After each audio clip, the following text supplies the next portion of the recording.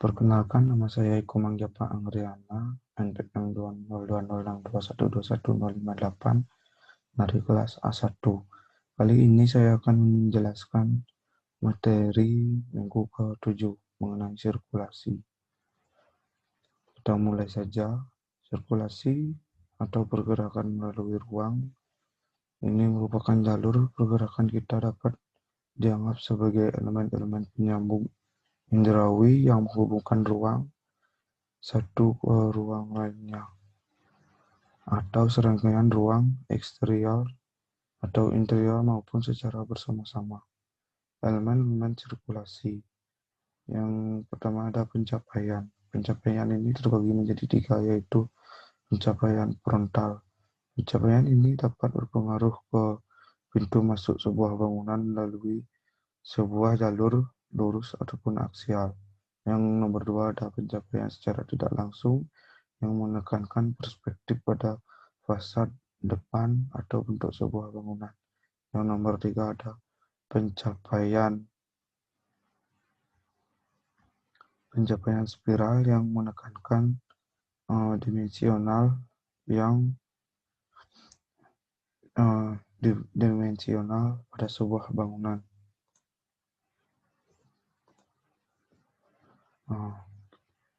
Kita lanjut ke pintu masuk.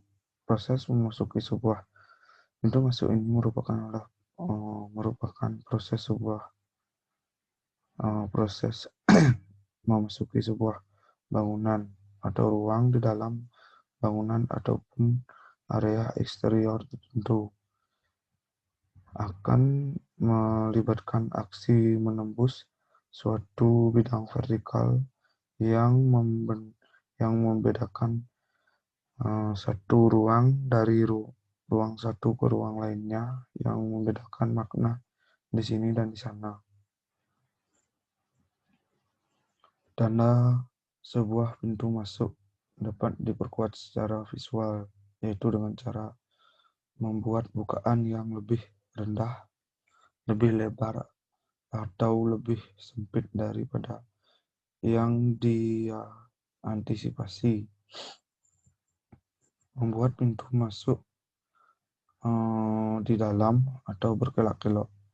Memperjelas bukaannya dengan ornamen atau pernak-pernik yang dekoratif. Kita lanjut ke figurasi jalur.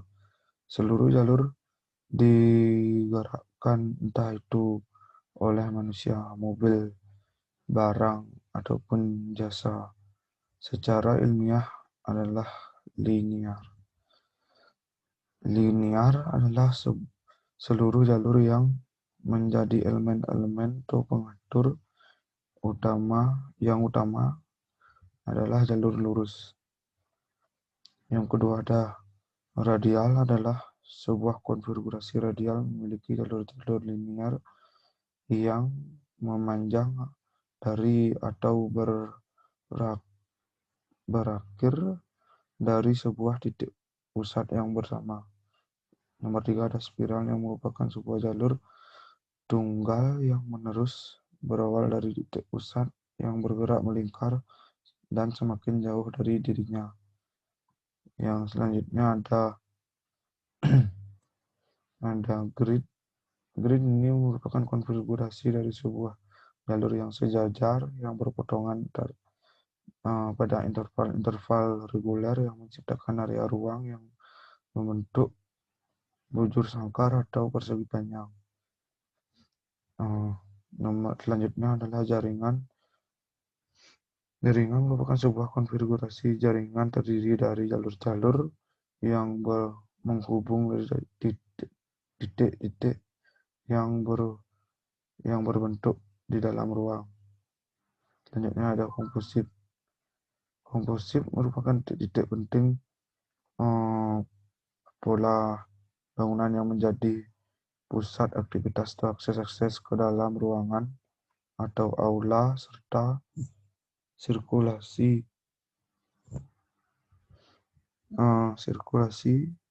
vertikal yang disediakan dengan tangga, ram, atau elevator.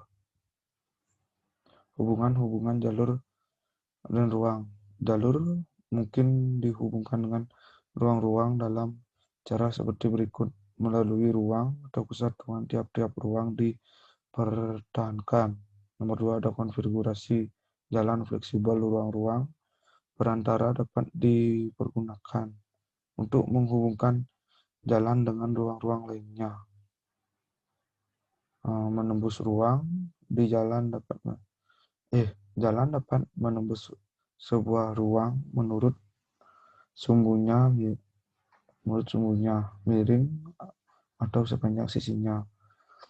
Dalam memotong sebuah ruang, suatu jalan menimbulkan pola-pola istirahat dan bergerak di dalamnya. Bentuk-bentuk sirkulasi. Bentuk-bentuk sirkulasi ini ada 6, yaitu mulai dari bentuk ruang. Sirkulasi bervariasi menurut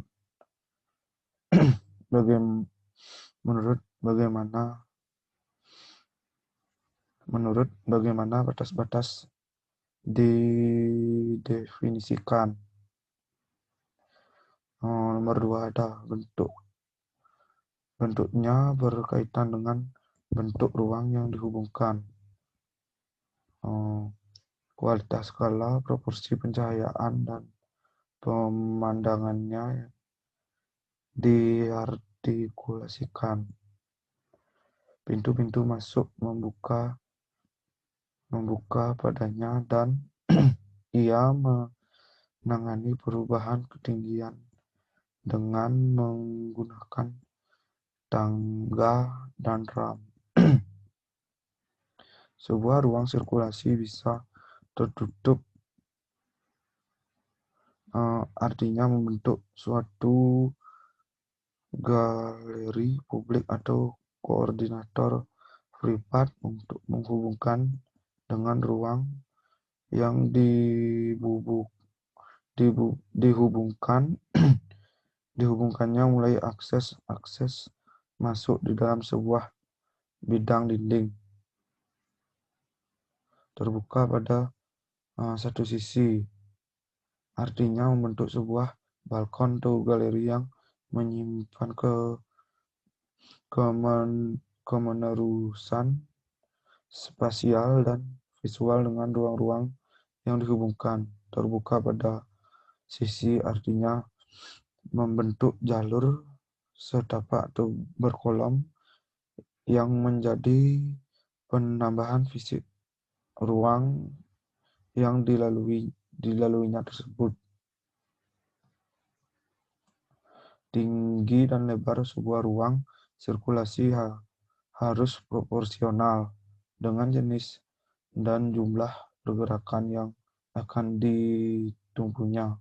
Sebuah jalur yang sempit tertutup secara alamiah akan mendorong pergerakan ke depan seperti gambar berikut.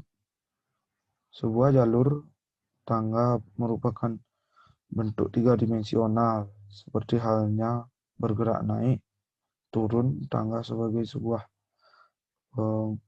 pengalaman 3-dimensional. Kita lanjut ke kesimpulan. Kesimpulan yang saya dapatkan dari materi yang saya paparkan tadi, yaitu jadi saya dapat sirkulasi dapat diartikan sebagai tali yang mengikat ruang satu dengan bangunan atau suatu deretan ruang-ruang dalam maupun luar menjadi saling berhubungan. Sekian presentasi dari saya. Jika ada salah kata, saya mohon maaf sebesar-besarnya. Saya tutup dengan Parang Santi. Om Santi, Santi, Santi Om.